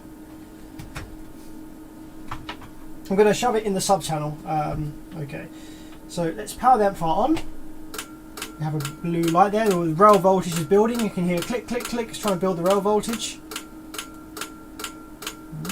Interesting. It doesn't seem to be able to build rail voltage. It's just kind of trying to suck current, failing, trying to suck current, failing. So what we might find is that we might find on one of these output channels we have some DC offset as the amplifier tries to power up, and that will tell us which channel is the problem. So the sub channel appears to be fine. That one appears to be fine. That one appears to be fine. Now if there's a short on one of the rails, then we won't get any DC on the channel. But if there is a shorted output MOSFET that sends rail to the terminal, then we will get some DC. So channel 4 and 3 appear to be potentially okay.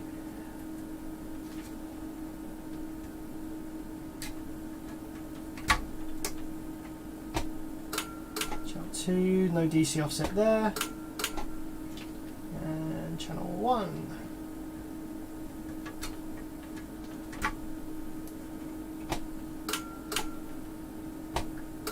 Okay, so there isn't any like excessive DC offset on any of the speaker terminals during power up. So yeah, that does confirm that there definitely is a problem here. So I'm going to continue taking it apart and see if we can see which channel it is that has the problem that's causing the rail voltage not to build. What's preventing that from building?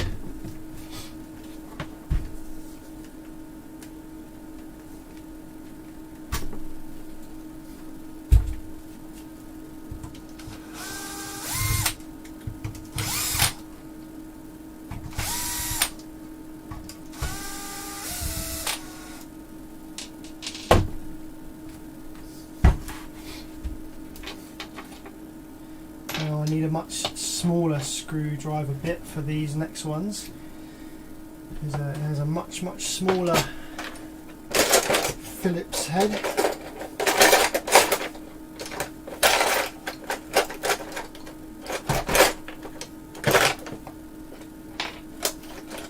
Hey Glenn, how's it going?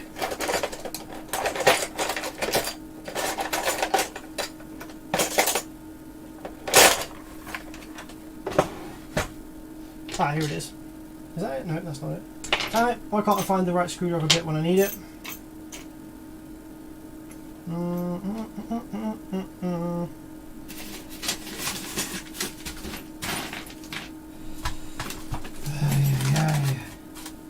¿Dónde estás? ¿Dónde estás? Ah, está aquí. Ah, yeah, that'll do. Small screwdriver head.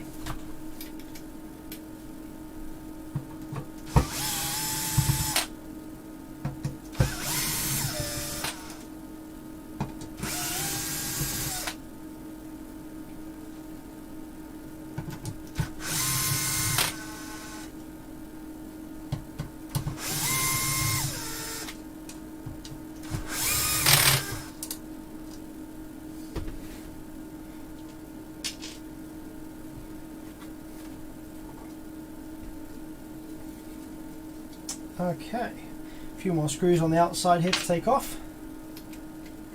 These Alpines are actually a bit of a pain in the arse to take apart. There's so many screws and bits and pieces all over the place.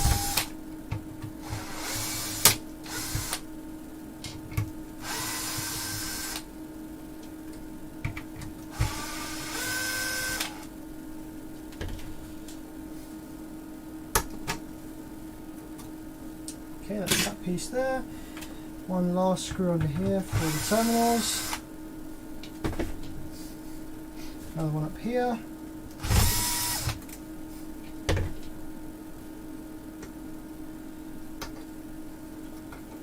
Okay, that's that out of the way. Now, does the back part come off? Yep, and there's going to be a ribbon cable I need to carefully remove. Another one over there which I didn't carefully remove. Okay, Jesus Christ, look at this fucking thing. Look at this thing. It's like a computer. It's not like an amplifier. This is what you get with Alpine, my guys. Absolutely tiny freaking surface mount components and traces. Triple layer PCBs for the most part as well. Extremely complicated, tiny little freaking things. See the size of my finger compared to all these components in here. So the amplifier is going straight into Protect as soon as it powers up. So what we see here, if we zoom out a little bit, I can tell you what's going on here. So we have a 5-channel amplifier. So we have 1, 2, 3, 4, 1, 2, 3, 4, 5, 6. ¿Por qué tenemos 6? Huh? Oh, I know why. Okay, so what we have, yes, wow. This is a cool little thing, man. We have channel 1, channel 2, channel 3, channel 4, and we have channel 5, which is a full bridge sub-channel. Oh, what a fucking awesome little thing this is. Absolutely awesome. Okay, now, I am praying that the problem is on the sub-channel, because the sub-channel is using these MOSFETs along the side here. These are going to be the output MOSFETs. Oh my god! Look at these fucking power supply FETs! Oh my days, this is a monster! These power supply FETs, these are AUFP 4004s. These are some absolutely monstrous power supply FETs for a little 5-channel amp. Bloody hell! Dual transformers as well. You know, I always say that I rate Alpine, but this thing is a freaking beast. What a cool little piece of engineering. Right, power supply FETs, monstrous things over this side. Absolutely overkill. You don't need 4 4004s. for a little 5-channel daily amplifier. Output MOSFETs on the sub-channel side, we have IRFB 5615. I haven't actually come across these before, but knowing Alpine, these will be some ridiculously high current, low RDS things. So let's see, is the shorted channel the sub side? Please be the sub side, because that will make my life a lot easier with repairing this. Please, please, please, please, please. No, it's not, is it? 320. Oh, well, wait, hang on. Aha, yes! Lady Luck is with me today, boys. It appears that we have,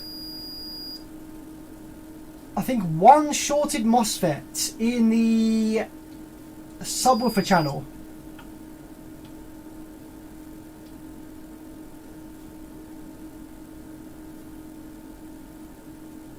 Yes. Alright, so see this MOSFET here, this one, if we read it, we get legs 1 and 2. Gate to drain, we have 320 ohms. Gate to source, we have 320 ohms. And source to drain, we have about 2 ohms there. Okay, I think both of these MOSFETs might be damaged over here. So it's this side of the full bridge sub channel here, which is the issue. That is a bit of a relief, because I imagine that the MOSFETs for the channels 1 to 4 are going to be these tiny pissy little MaxFET things which are on the base of the PCB, which are a bit of a nightmare to change, and they're very fussy. So the fact that this is the sub channel that's the issue is a bit of a relief, makes my repair life a lot easier. So let's pop these MOSFETs away from here. Now what we are going to need to do is we're going to need to take the whole board out of the case to get to the underside of the PCB, and we're going to see the PCB in its full glory. It's going to be ridiculous, guys. You're not going to believe it. It's a double-sided PCB just full of absolute nonsense.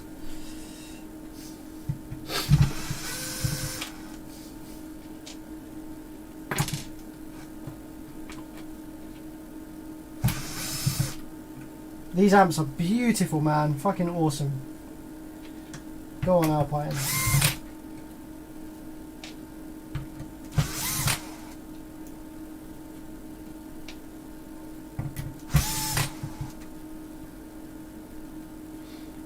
Bev is, what rectifier is that amp using? Yes, the rectifier as well is ridiculously overkill. This is like something you'd see in a mains powered PA amplifier or something like that. Look at the size of this freaking rectifier. It's a D30XBN20. Absolute monstrous power supply in this board. This power supply could easily probably support like 4,000 to 5,000 watts RMS.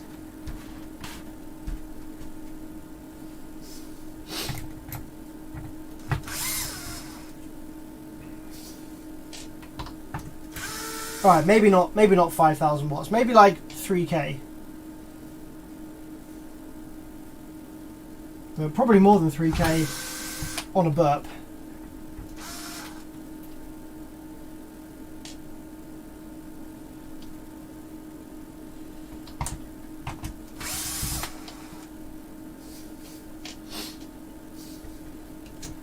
Right, is that all the screws from the board? Let's try and lift her up. Oh, we need to take the screws out of the MOSFETs here as well.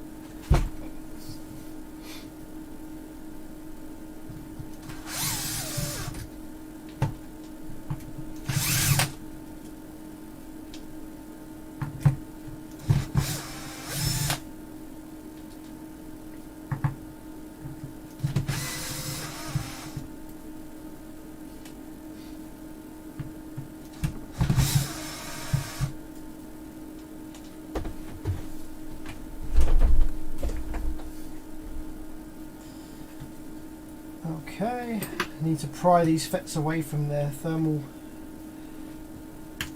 pads. There we go. I think these are using some nice self-adhesive thermal pads as well, which is really cool. Everything about this amplifier that I've seen so far is like shwang. Okay, is there still a screw somewhere that I can't see?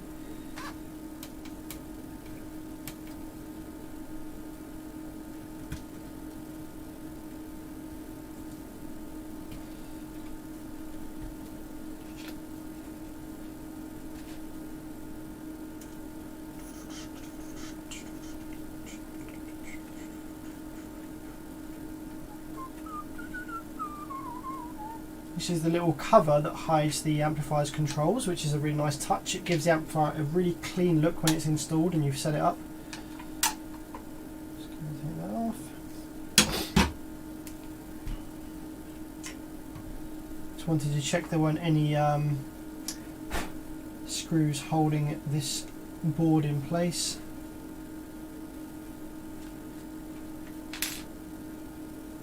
Really sensible controls on here either, you haven't got anything stupid. You just got gain for channel 1 and 2, 3 and 4, filters, crossover setting there, and we can just use channel 1 and 2 input for 3 and 4, and then the subwoofer input we can either have a dedicated sub input, or we can combine channels 1, 2, 3 and 4 for the sub output, subsonic, low pass filter. Yeah, just sensible stuff, no bass boost or anything there.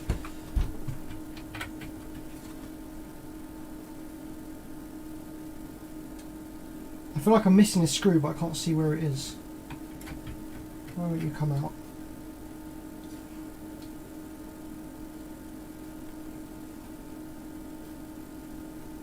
Oh no, I'm not missing a screw, it's just stuck down. Right, here we go. Out she comes, come on. There we go, lovely jubbly.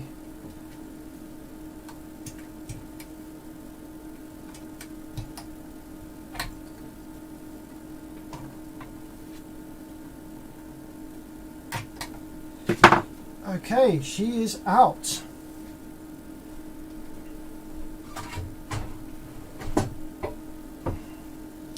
Let's have a look at the back of the PCB. Yes, we have a shitload of components on the back as well. Like I said, this thing's like a freaking computer. That's that side of the PCB. Look at all of the tiny little components on there. And in the back of the PCB as well, we have millions of tiny little components on there. Massive thermal pad under the power supply fence. What's that hiding? This is hiding like the gate resistors and shit. Absolute engineering. They really thought of everything here. So the output MOSFETs, this is the reason that I was pleased that the issue on this amplifier wasn't due to the output section. These are the output MOSFETs. See these tiny little max FETs. Actually, that one's been soldered at a weird angle. Alpine QC. That should have been spotted. I'm sure it's probably still making contact with the right pins underneath. But these little MOSFETs, they have 3 tiny little pads in a triangle shape underneath there that connect to the PCB. And these are actually very powerful little MOSFETs, and they obviously require good heat sinking, which there is good heat sinking to this this amplifier board.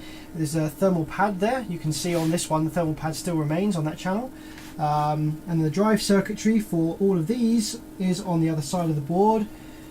Over here we have these little AbleTech chips, which are, see, this is Alpine being a bit sneaky. This is Alpine pulling a Sound Digital. These are the drive ICs, okay? And the actual marking on these is something you won't recognise. It's not a standard chip. See, Alpine have that much buying power, but they actually get their own chips made for these amps. See, this here is an abletech.com 020p, and you won't be able to buy that anywhere. That's a proprietary Alpine drive IC. However, the factory that made those for Alpine weren't stupid, and they also had them made with a different marking, which is IRS 20956. So you're used to seeing the IRS 20957, which is used in lots of Brazilian amplifiers and stuff. All kinds of different amplifiers use that drive IC, often full bridge. But yes, the Alpine uses, it's basically the 5.6 version that this Alpine uses with the AbleTech marking. It's essentially exactly the same as a 20957S, but it's with some of the pins mixed around, so you can't just drop a 957 in place on this board, because the pin configuration is different for that reason, so that you can't just like drop it in. But the IRS 20956, which you can buy, I think only really off eBay and like AliExpress and weird places like that, they do work. They are the same pin out as the AbleTech branded chip that Alpine had made. Dennis, man, thanks for the $20, dude. That's amazing. What a legend. Thank you so much, buddy. That's a lot of money to give. So thank you very much. Appreciate it. I hope you're enjoying the stream. If you've got any questions, give me a shout.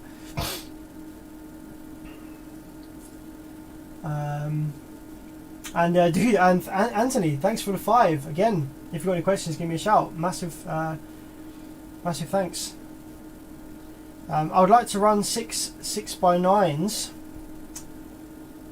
2 3-inch tweeters, and 2 10-inch subs in a stereo with a DSP, and would like to use earthquake amps. It's a really strange mix of things that you want to do there. SQL is the goal. I'd maybe rethink. 6x9s generally aren't the nicest sounding things. Depends obviously on your setup completely. 2 tweeters is good to see though. You don't need lots of tweeters. If you're going to be listening to the music in the cabin, in the actual vehicle itself, don't run any more than 2 tweeters. 1 per side on the A-pillars, as close to ear level as you can get them for the best results. The more tweeters you add, the more messy the sound's going to be. It doesn't make it better, doesn't make it louder, it just makes it more messy and comb filtering and nonsense, and completely ruins your soundstage. So stick with 2 tweeters. I wouldn't use 3-inch tweeters, they sound like bullets. Get some powerful, nice quality domes for listening in your cabin. They can keep up with over 155 dBs of bass. You don't need bullet tweeters right up close to your ears like that. So yeah, take that. And yes, good advice there from Nismo Freak. Go and check out PS Sound's YouTube channel. He has a YouTube channel dedicated to SQ car audio installations. Absolutely amazing channel. Highly recommend you go check it out.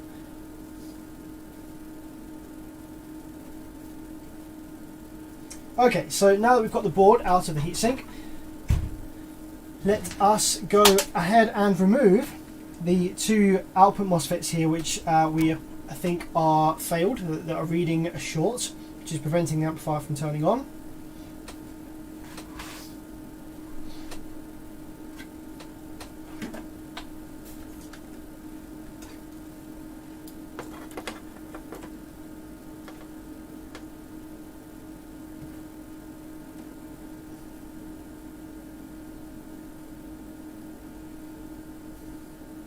Go ahead and remove these. Now I don't know which one of these MOSFETs is the one that's failed, because they are not shorted like entirely across them.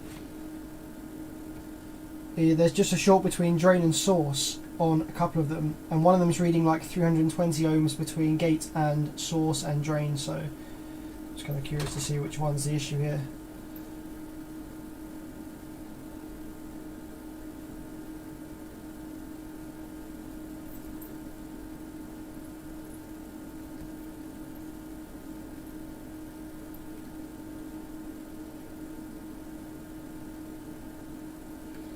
These Alpine boards, they have a very high thermal mass. They're nice, high quality, thick PCBs.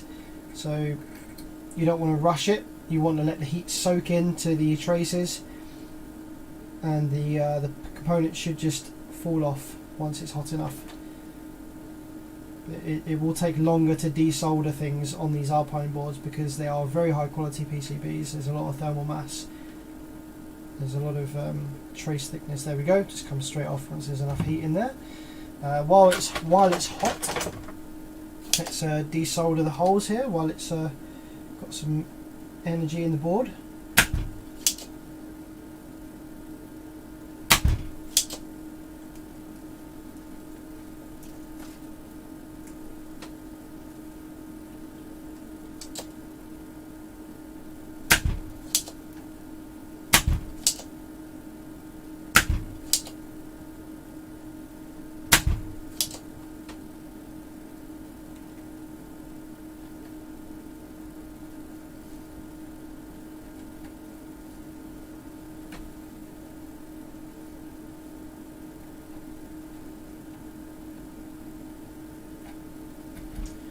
Okay.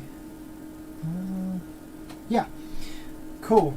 So now that we've removed these 2 MOSFETs, we should be able to see which one was the shorted one.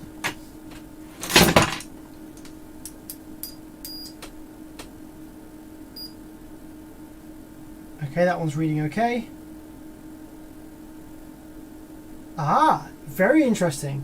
Both of these MOSFETs appear to be reading okay. Did I remove the wrong ones perhaps? I did, didn't I? Ha ha ha! Stupid bare vids. I had the board flipped upside down and I removed the wrong ones. That's okay. We can change all 4, it's fine. All 4 for the same batch. Even though it's full bridge and the separate channels, it's fine.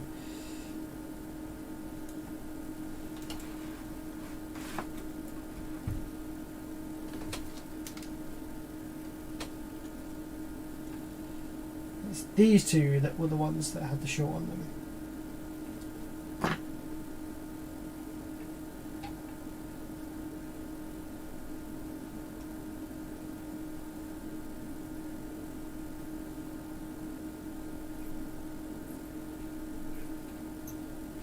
One.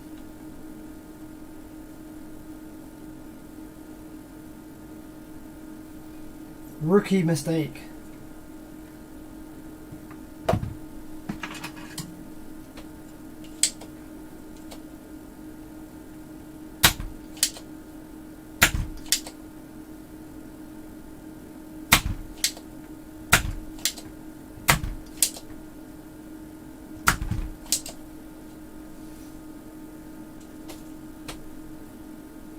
What caused the short? Well, we don't really know. The customer didn't actually give any explanation as to what caused the short. He said that there was some dodgy installation. So it's possible that one of the 12 volt power wires might have touched the speaker terminal for the sub channel perhaps. Or maybe the sub was wired to the wrong impedance, or maybe the coils were shorted or something like that.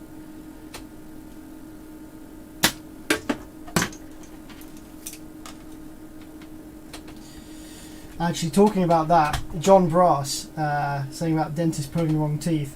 One of the things that terrifies me the most is similar to that, but say I need to go in and have any operation done, if I need to go and have any medical work done, and I need anything removing, like the fear of them removing the wrong one, or like say I need to have like kidney removed, or like need to have some kind of surgery, and if they do the wrong one, there's been stories of people having the wrong leg amputated, for fuck's sakes. Things like that. Terrifying.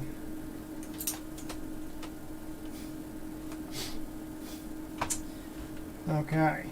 Well, at least now we have all the FETs removed, that's fine. We can go ahead and replace 4 brand new ones, we might as well. We don't know, the failure might have actually even stressed the ones on the other side, so it's probably a good idea that we change all 4 anyway. So, yes. How many of these are dead then? We have that one dead, and that one dead, so both of them were failed. Both of these FETs on that side were failed. Let's just put the good ones in the transistor tester and let's just see what kind of gate capacitance reading we get. I could look up the data sheet of course, but it's more fun to whack it in there and just see what kind of readings we get. Not a very high gate capacitance actually, which is interesting. Usually with these kind of FETs, if they're a very, very low RDS, high power FET, you'll have a massively high gate capacitance. So these might be carefully selected for their low gate capacitance so that they run at a decently high switching frequency in this amplifier, which is pretty cool. So let's take a look on Google then, on the interwebs, and find out what exactly these are. IRFB 5615. Not actually, I don't think I've come across these before, so it'd be interesting to see. It's IRFB 5615. Let's give you my screen here.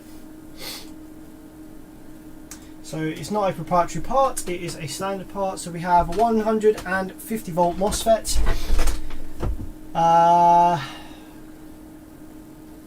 Yeah, not massively powerful if I'm perfectly honest. You could definitely fit bigger FETs in here than what these are, but I imagine that these are chosen to be easily driven. Let's have a look. So oh yeah, very, very easy to drive. So we have a typical total gate charge of 26 NC. Very, very fast as well. The delay times are very, very quick. 8.9, 23, 17, 13. So these are fast, easy to drive MOSFETs. Yeah, with a very, very low input capacitance. So If we were going to try and swap these MOSFETs out for anything more powerful, we might run into issues with how the drive circuit has been designed for this channel here. If we're putting in a MOSFET that has like 6,000 picofarads worth of input capacitance and a sort of 80 nanosecond turn off delay time and I don't know, a gate charge of like 150 NC, then we might run into drive circuit issues here. So yeah, these FETs are carefully chosen then for their nice easy drive and speed. So let's see how much these are, shall we? Can we buy 4 more of these bad boys? Are they 5, 6, 1, 5? I probably have some compatible MOSFETs in stock, but with this being such a beautiful amplifier, probably well designed, Alpine would have chosen these parts for a reason. I'd like to try and stick with standard if I can. There you go, there's a pack of 5. Get those. Uh-oh. Ladies and gentlemen, we are in a semiconductor worldwide shortage. No stock. Okay, let's try the other website. So I might have to use some alternatives if we can't get hold of these.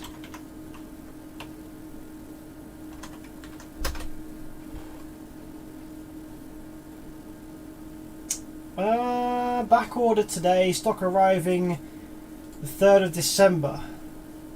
That's not that far away, to be honest. Don't know what the customer will think about that. We can ask if they're willing to wait that long. Let's try another website that I know.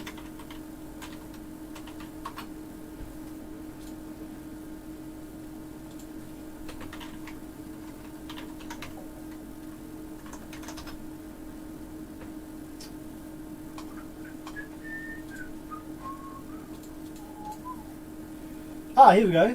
They're in stock here.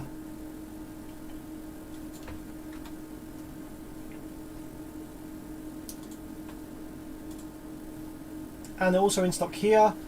Or are they? See, Mercatio, this website here that I'm on, they don't actually stock anything. They are kind of like not a comparison website, but they I can't remember what the word is for this kind of website, but like, if I buy these, they'll probably come from RS Components, but RS Components are out of stock. But sometimes Mercatio doesn't actually have the correct stocking information, and so they say they're in stock. Ah, see, here we go. These are out of stock, these ones.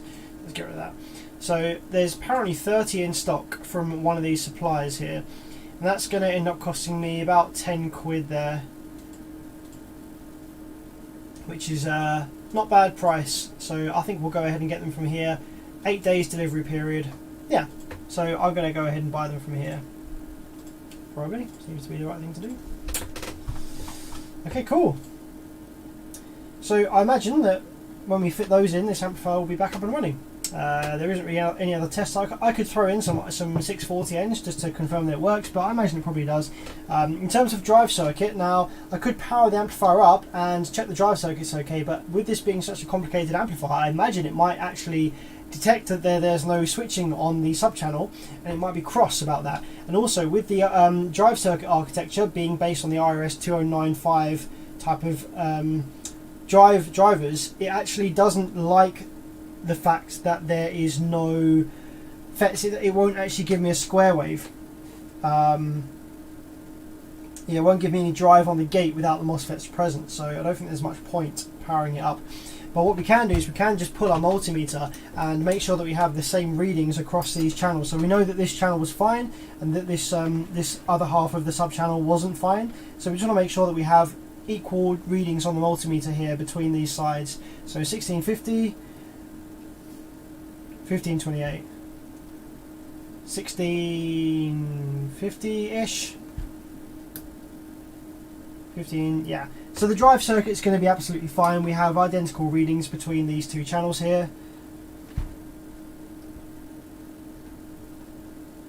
We have some final drive buffers as well right by the MOSFET location here. I just realised I wasn't zoomed in very well. These are the final drive buffers for the MOSFETs here, right by the FETs. You know, I don't even think that there is any gate resistors, or if there is, they're low value. Is there a gate resistor? Yeah, oh, there is a gate resistor, 10 ohm. 10 ohm gate resistor perhaps. There. Coming in there. That is a diode. 3, yeah. 4R7 in between there and the final drive buffer, and goes up to the drive IC on the other side. So I imagine the drive IC is probably fine. That is the Able Tech chip, which is there. That's probably fine. So yeah, I think that we just need to fit some more MOSFETs to that amp, and it's going to be a-okay. Let's throw away the dead ones. That one and that one. And we're going to keep the other two to one side as a momentum. Or if I get any other one that's blown, or if I need to use those for any reason.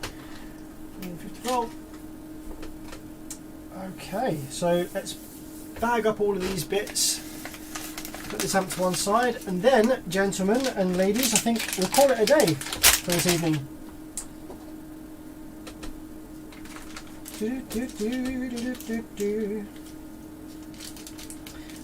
Nice short little stream, hopefully you enjoyed it.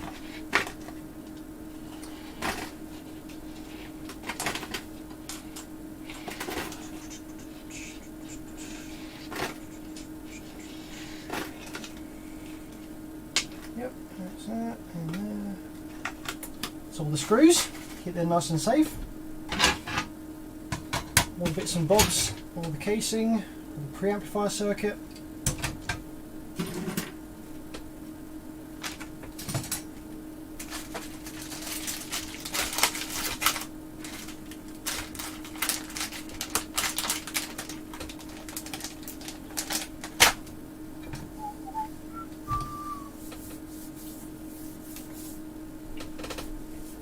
Let's have a look at some live chat before we go.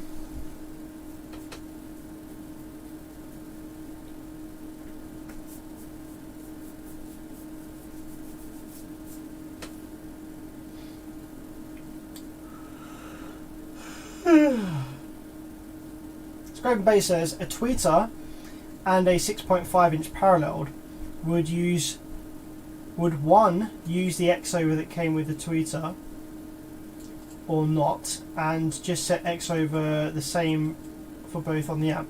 I'm sorry man, I don't understand the question. A tweeter and a 6.5 inch parallel. Oh, would one use the crossover that came with the tweeter or not, and just set the crossover the same for both on the amp? So if you're not, so you're talking about just paralleling a tweeter off of a 6.5 inch. So the tweeter will obviously need some form of high pass filtering. It can't just be receiving the same signals that the 6.5 inch speaker is receiving, obviously. So the crossover that came with the tweeter is likely just going to be a capacitor that goes in series with it, which will act as a high pass filter, and it will be the correct value for that tweeter, so it's a good one to use, the one that it came with. However, you can run the tweeter to its own dedicated amplifier channel and have a DSP run the filtering actively before it gets to the amplifier. So, but if you're running it in parallel with a 6.5, then you're going to need some kind of passive crossover. Fusion says you should build one. You come up with your own line of amps. Thanks. Yeah, I do plan to at some point in the future, but it's a little way off yet.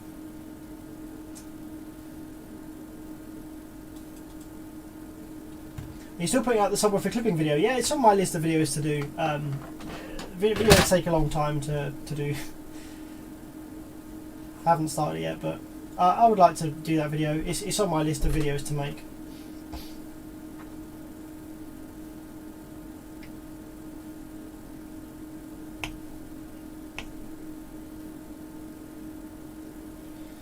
Dog says, I shorted out my speaker wires on a Sundown Audio SFB8000. The repair guy said they sanded off the MOSFET numbers on the output side. For the money I paid, I can't believe Sundown would pull such a dick move. Doug, Sundown haven't done that at all. So that's not Sundown's fault. What you've bought there, the SFB8000, is a Chinese clone copy of a Sound Digital. So you've got a Sound Digital Brazilian full bridge amplifier there with a Sundown logo on the front that's a Chinese copy of the Brazilian board. It's not the best amplifier at all. They're not particularly nice circuit designs. But if you tell me in the live chat here what marking is on the MOSFETs, I'll tell you what MOSFET model it is. I imagine that they've remarked them with D1. If it's a D1, then it's going to be an IRFP 4227, which are all out of stock at the moment. You won't be able to find them.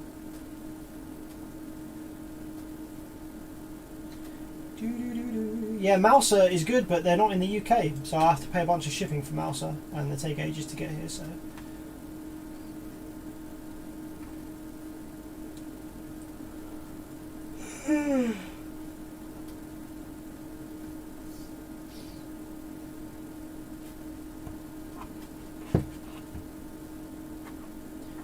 We've recommended dome tweeters, but how much and what power and what brand? There's too many choices to go for. What's your budget? You know, there's so many to go with, depending on your budget and size and stuff like that, and how much power you want to put to them.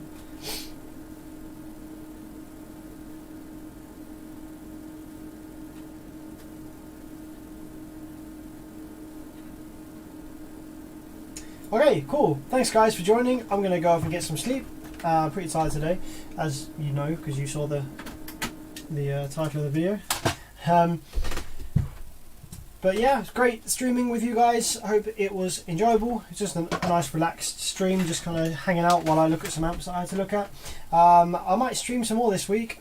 Just this kind of style stream where I just we just chat and look at some stuff, and I don't particularly have a specific plan in mind. But yeah, it's been good. Nice one guys. I will see you in the next stream. See you later.